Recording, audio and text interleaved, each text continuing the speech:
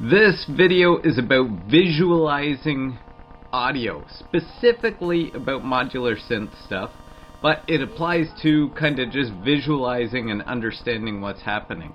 There is a really cool movie called Cymatics, which ties together some math and science, and the intro to that movie with, I'm kind of chancing getting kind of a copyright here, but I want to show the intro speaking part with some clips from that movie because it's super cool, the importance of visualizing sound.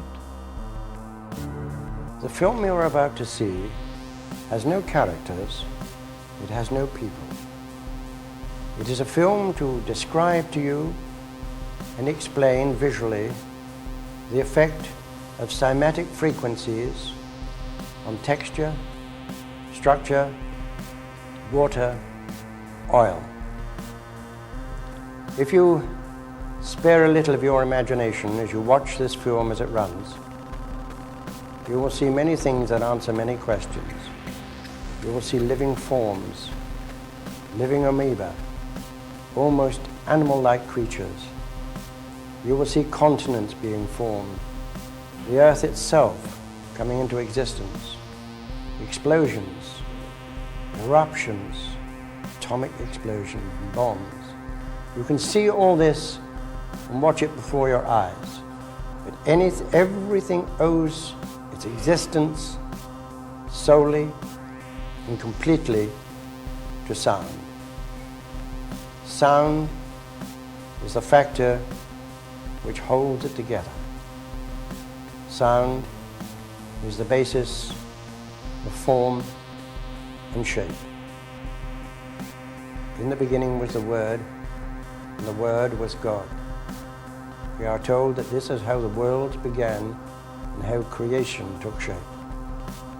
If we put that into the modern idiom and say that into the great voids of space came a sound and matter took shape. Please watch carefully. Super cool movie right there. Actually, the movie is a little bit boring just based upon, I think it was put together in the 80s, and so you're just kind of hearing these sine waves and seeing what happens. But it's the whole idea of it is super cool. So, when I was looking at getting something to visualize what is happening on the Eurorack system or the modular synth system that I have going, I posted to Facebook to see what people thought, and some people said just use your ears, which I think is awesome. If you're making music, you want to go with, we had that, there was a clip of St. Vincent talking, and she was saying how even if you don't know the theory behind whatever music you're doing, all you need are your ears and some ideas, which I think is awesome, and I think that's a huge plus to making music with modular. So, one thing though, I wanted to show the connection between all the math and science stuff that we're doing and not even realizing that we're doing.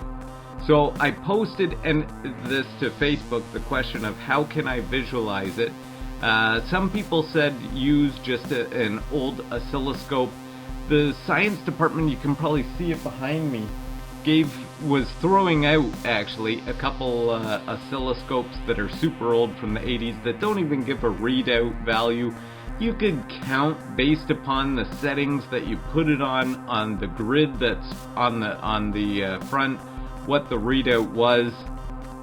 But there were so many cooler options. I posted to Facebook what were the best options, and I was all set to purchase this Mordax Data. I think I was going for the black version, but it wasn't going to be ready in time. Now these are awesome. I've seen a whole bunch of videos with these. You can have 4 different signals coming in. You can kind of see on the picture here, if I click one and see the info of it, I can call it up even bigger. Yellow, red, blue, green. You can have 4 different signals coming in. You can pass it right through. Apparently, it can do a whole bunch of things like you can... It is... Well, let me just come back here. It says it is a tuner, waveform generator, a clock source. Like, it can do so much stuff. The one drawback to it, now this is American price. In Canada here, this thing was like $500. So another one that I was looking for, this one was a little bit cheaper. This one is the James O'Toole, David Jones O'Toole oscilloscope. This one has got 2 ins, but it can also do a whole bunch of things. Right here. Dual channel oscilloscope, 3D oscilloscope, tuner, so it's got a whole bunch of those same things that the other one can do.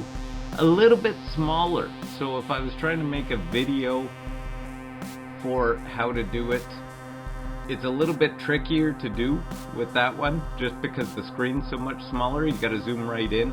And one of the problems actually with those old oscilloscopes is the frames per second, the FPS on that one.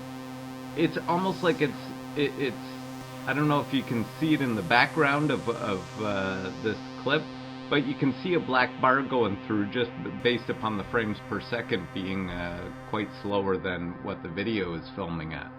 Now, the best one, I thought, some people talked about this, and maybe in time I'll get one of these because I think this is the best option, is this Korg NTS-2 oscilloscope. It looks like it can do the same thing as the Mordax. Have a bunch of those on there. You could, 4 different inputs. I don't know what like. I assume that it can do like LFO, audio rate, and things like that. 4 different inputs. It's got the value readouts, which I feel are pretty important.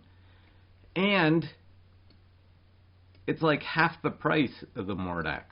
Now this one is not, one of the pluses to the Mordax is it's rack mountable, and you can put it right in your Euro rack and yeah, have it right there for your videos and move it around and things like that. One thing that I like about this is if I wanted to borrow this and use it at home in my own Euro rack, I could bring it home because it's not attached to the Euro rack. I could bring it into to school, check out what's happening with the stuff there. So this one is a super cool option. It's a lot smaller, which I think would make the videos a little bit trickier. One thing that's interesting, it also comes with this book, Patch and Tweak with Korg. I don't know why you would buy it without the book. May as well get the book, check out what's in the book, just to see. It's the exact same price whether you get the book or not. I don't know why you would not order. Plus, the one with the book is in stock, the one without the book isn't. I was researching it here. You can buy it without the book or buy it with the book. One of the other weird things that people have mentioned is this comes unbuilt. So you need to actually, and I don't think it's like huge, like you need to solder things together, but you do have to put this one together a little bit when it comes. What we ended up doing, just because, let me find that, was we ended up going with an Expert Sleepers, one a Disting, actually it's not a Disting, but it's this ES8. Now there is an ES9, if you look. Again, that price is American, $635 American. Holy smokes. So we ended up going with this cheaper one here. About the same price. Let me click this because the info's not coming up. About the same price, actually a little bit more. We got it for about the same price as the Mordax Data. Now what's neat about this is it's not really an oscilloscope. What this will help us to do is we can put this right in our rack. We can add in 4 audio signals or LFOs or whatever we want into here, and it will send these to a computer. I'm going to try doing it here and see if we can set it up to a computer, and if we have VCV rack running, it will automatically import these into our VCV rack, and VCV rack has got a whole ton of oscilloscopes. We can run into that and check out all our stuff even better than this, and we could do something like this. Right now we're broadcasting this, recording it with OBS. That's how I think I'm going to be putting together our math videos, or our explanation videos, our videos that show the math and the science that is happening behind the scenes in all this great stuff here, all this great modular stuff here. So this one is also kind of neat because as we're learning modular, we start out with some VCV projects. This module, this Expert Sleepers ES8, is a bridge between VCV rack and what we might be doing with the class. I've been putting together, we got one already built and in place in class, but I'm putting together a couple more smaller nifty cases full of stuff. It'll be the bridge so we can build something, send CV from our VCV rack out and actually control some of these actual things with this. So not only is it, that's why I ended up switching when we had actually one of these Mordax Datas on order, but it wouldn't get here in time, so we ended up switching to this, and kind of a neat switch. Now, one of the things that I have read about this is how I said I think it's important to get the number readouts. I think on here they're down here, matching the color of the graph of the function. One of the things that I've read about this one is because it also shows these inputs are really neat on the Expert Sleepers. They're actually lights that show, I think it shows blue if it's positive and red if it's negative. I might have it mixed up. But what is, I think, a little bit of a drawback about that is I think that those lights take a little bit of the power. So if it says it should be at +5 and -5, it might be at +4.7 or something and -4.7, because some of that draw is going to be going into this.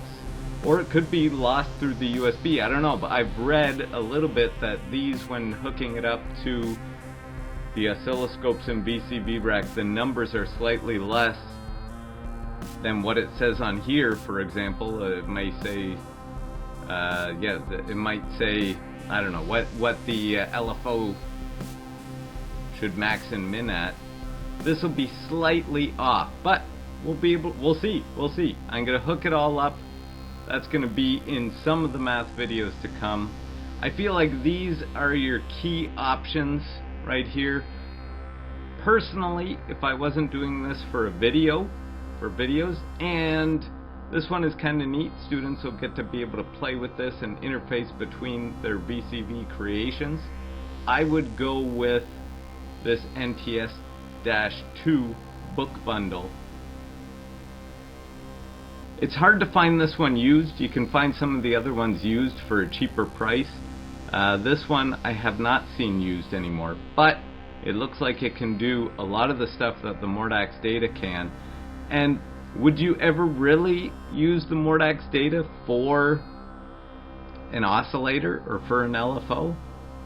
I mean, if it's killing space in your rack, maybe. I don't know. Anyway, those are the options. We went with this ES8, coming soon, but I feel like these are your key things. If people have other great options, that is what Facebook told me and what I've been researching. Maybe YouTube has got a different idea. Let me know in the comments what you're using and maybe what I need to investigate next. Alright, until next time, mano amigos. There it is.